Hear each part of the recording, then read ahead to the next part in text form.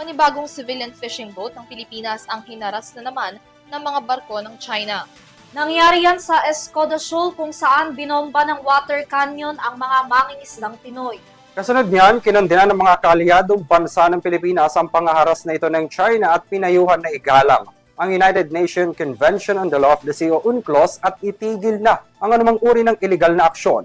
Tunghayan ang balita kay Alvin Pelobelio.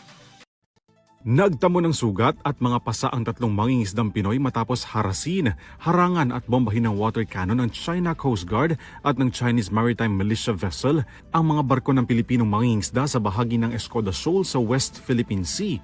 Nasira rin maging ang dalawang bangka ng mga Pilipinong mangingisda dahil sa malakas na pressure ng water cannon mula sa mga barko ng China na nangyari nitong Biyernes. Ayon kay Philippine Coast Guard o PCG spokesperson for the West Philippine Sea, Commodore J. Tariela, mananatili ang ahensya sa kanilang mandato na protektahan ang mga mangingisdang Pinoy at panatilihin ang kaligtasan sa West Philippine Sea.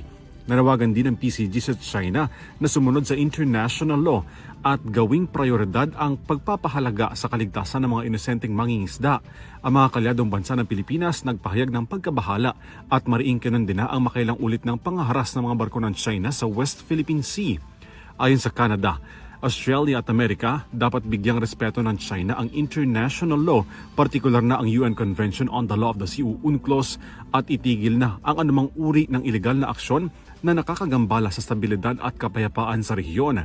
Ayon kay Filipinos Do Not Yield Movement Chairman Emeritus Dr. Jose Antonio Guisha, hindi umano matatawag na harassment ang ginagawa ng mga barko ng China sa teritoryo ng Pilipinas, kundi isang sinasadyang agresyon. Malinaw rin daw na may nilabag ang Beijing sa karapatan ng mga mangingisda sa karagatang sakop ng Exclusive Economic Zone ng bansa batay sa 2016 arbitration ruling.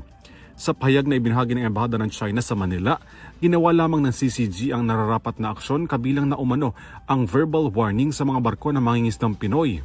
Patuloy na inaangkin ng China ang Nansha Kwando kabilang na ang Jianbinjiana bilang adjacent waters ng Beijing. Nakakabahala para sa National Maritime Council o NMC ang sinabi ng Beijing na nararapat lang ang kanilang ginawang hakbang. Nakapaghain na ng Demarcayan Department of Foreign Affairs sa Embahada ng China ngayong araw.